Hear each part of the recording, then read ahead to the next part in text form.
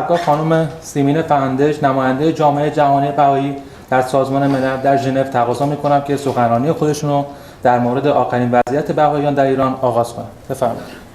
I ask Mrs. Simin Fahandej, the representative of the Baha'i community here in Geneva Human Rights Council, to begin her speeches on the situation of Bahá'ís in Iran. Thank you. Thank you very much for the opportunity to speak here. I must say that it's unfortunate that once again we have to come back here and speak about the situation of human rights in Iran. And I hope that in future sessions that the situation in Iran will have improved and that we won't have to come and discuss this topic. The situation of the Baha'is in Iran, like many other groups, has not changed over the past few months. In fact, in the past 2 years since the presidency of Mr. Rouhani, in some ways it has gotten worse. Just this week, there were 27 stores that were closed and sealed in Urumiyeh and 6 others in Fahandej. And this is a part of this plan of really increasing the economic persecution against the Baha'is in Iran. Just last year, tens of Baha'i shops in the cities of Rafsanjan, Kerman, Sari and Hamadan were sealed by government authorities because Baha'is were observing their Baha'i holy days in the country that asked them to close their shops on that day. And so this was an effort really to pressure Baha'is not to observe their holy days. And these shops were really mostly small businesses that were offering services like household appliance repairs or the sales of automobile parts or clothing. And because, as you may know, Baha'is have been deprived of the right to work in Iran, these are really the only means of economic subsistence that is left for Baha'is. And if this is also taken from them, basically the very means of livelihood is taken from the Baha'is. Many or all of these shops that were closed last year, they had been part of 80 shops that had been closed the year before because of the same reason that Baha'is had closed their shops on Baha'i holy days.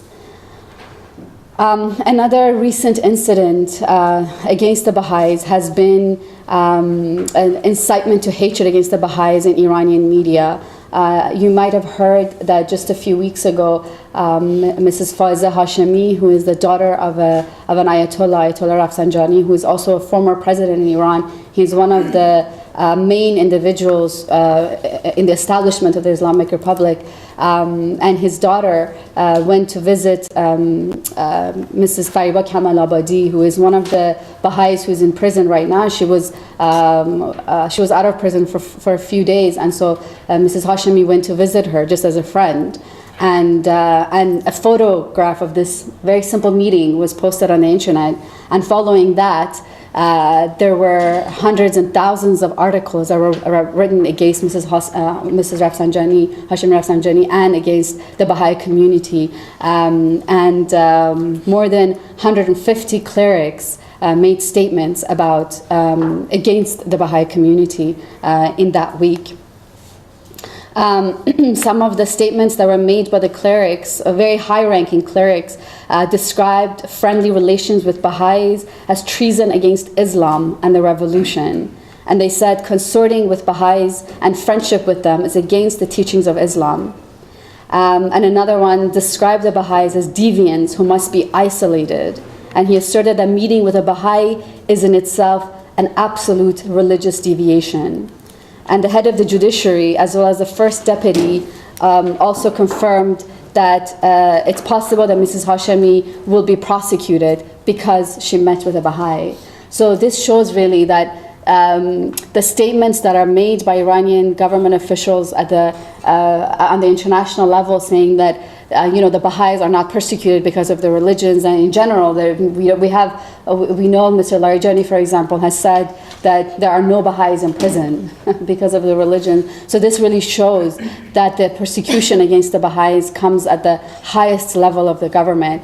In the week of the visit of Mrs. Hashemi with Mrs. Kamal Abadi, on the Friday, because as you know, there's Friday prayers in Iran, and the Friday prayer leaders, many of them from all across Iran made very harsh and insulting statements against the Baha'is, and we know that the statements by these clerics, by these Friday prayer leaders, is basically directive from gets their directive from the Supreme Leader's office, which again shows that this is government sponsored.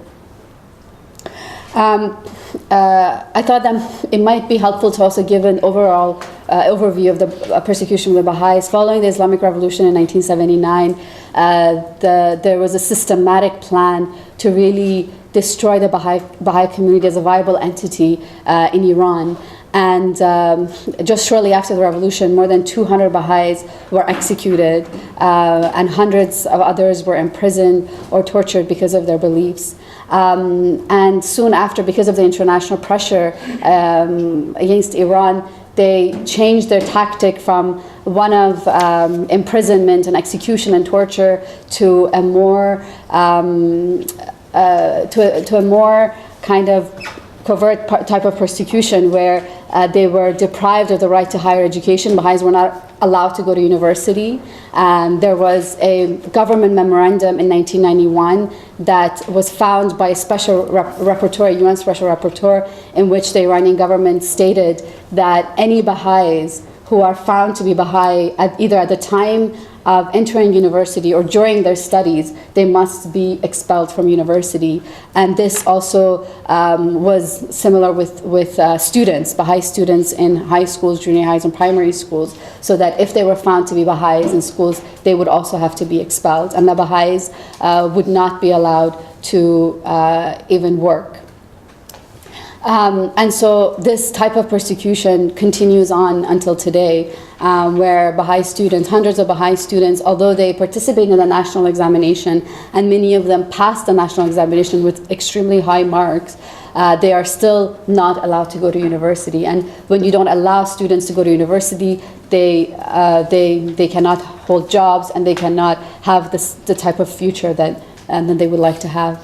And today we have around 80 Baha'is in prison, and they are in prison only because of their beliefs and for no other reason.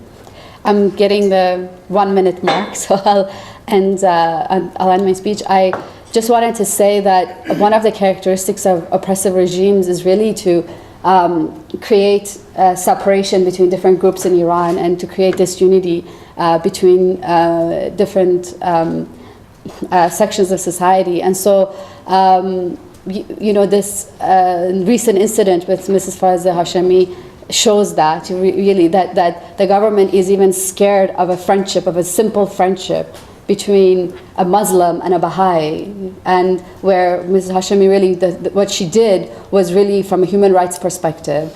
And by doing this, the government has tried to isolate the Baha'i community from the rest of society, and try to increase the persecution against them by their own friends, classmates, neighbors, in this way. Thank you. با تشکر از خانم فهندژ.